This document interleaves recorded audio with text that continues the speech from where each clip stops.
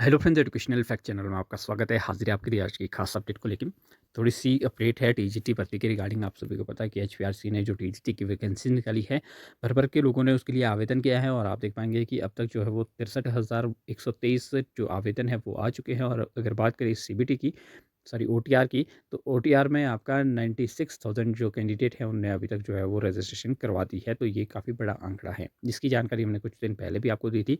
लेकिन यहाँ पे कुछ एक अलग बातें करेंगे, तो जिसमें अलग में आप देख पाएँगे जो डाटा है वो जारी किया गया है, जिसमें आपको बताया गया है कि जो कुल आवेदन आपके 63,123 जो आवेदन है, उसमें अगर मैं बात करूँ टीजीटी की, या सबसे पहले बात कर लेते हैं कि फ़ीस कितने कैंडिडेट ने जमा की है। तो यहाँ पे आप देखेंगे पूरी डिटेल यहाँ पे दी गई है और 63,123 में से 62,610 कैंडिडेट ने जो है वो फ़ीस जमा कर दी है। यानी कि सभी कैंडिडेट जो है वो सीरियस है इस फॉर्म के रिगार्डिंग।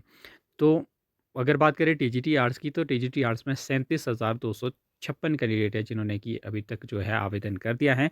नॉन मेडिकल की बात करें 13,687 कैंडिडेट हैं और मेडिकल की बात करें तो 11,667 कैंडिडेट जो है वो अभी तक जिन्होंने आवेदन कर दिया है।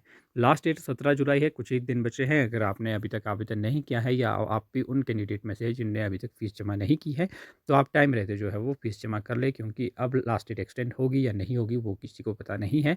फिलहाल अगर मैं बात करूँ सीबीटी की और सीबीटी के सिलेबस की, तो यहाँ पे आप देख पाएँगे कि सीबीटी के सिलेबस के रिगार्डिंग अभी तक जो है वो कुछ भी क्लियर नहीं है और इसके रिगार्डिंग बहुत सारे कैंडिडेट आरटीआई भी लगा रहे हैं कि जो सिलेबस है, या ईमेल भी भेज रहे हैं कि सिलेबस जो है वो जारी कर दिया जाए।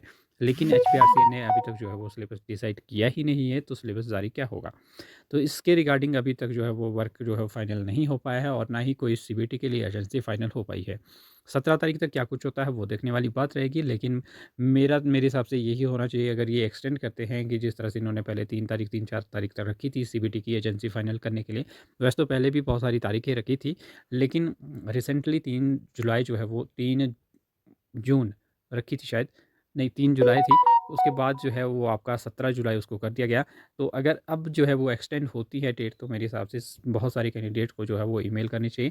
वैसे भी आप सभी को पता है कि ईमेल का रिप्लाई जो है एचपीआरसी ज़रूर कर रहा है, मतलब पर्सन तो नहीं कर रहा, लेकिन उसका जो रिस्पॉन्ड है, जो भी उनमें डिमांड की जा रही है वो फुलफ़िल करने की कोशिश की जा रही है। तो अगर बहुत सारे कैंडिडेट ईमेल के माध्यम से ये डिमांड करेंगे कि सीबीटी को छोड़ के अभी जो है वो ओएमआर से ही एग्ज़ाम जो है वो लिए जाए, क्योंकि सीबीटी में अगर बहुत ज़्यादा टाइम लग जाएगा, तो कैंडिडेट के पास इतना टाइम नहीं है। पहले ही इतने सारे जो साल है वेस्ट हो गए हैं कैंडिडेट के, क्योंकि बिना एग्ज़ाम के वेस्ट ही कहेंगे हम।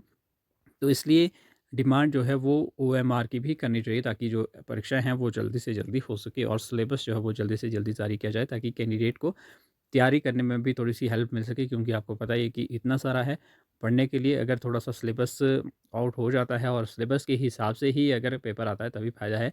कई बार ऐसा भी देखने को मिलता है कि सिलेबस कुछ और होता है और एग्ज़ाम में जो क्वेश्चन्स हैं वो कई बार आउट ऑफ सिलेबस आ जाते हैं। तो ऐसा भी नहीं होना चाहिए। जो ये सिलेबस जारी करेंगे उससे ही पेपर आए तो ज़्यादा हेल्पफुल रहेगा। तो ये सारी चीज़ें हैं। बाकी हमारा आज का यही था इसमें कि जो जितने-जितने कैंडिडेट हैं वो आपके साथ साझा करें, ताकि आप भी प्रिपरेशन जो है वो उस हिसाब से करें, क्योंकि ये आंकड़ा बहुत ज़रूरी है जानना और बहुत ज़रूरी है अपने दिमाग में रखना कि इतने सारे कैंडिडेट के साथ जो है वो आपका कॉम्पिटिशन है।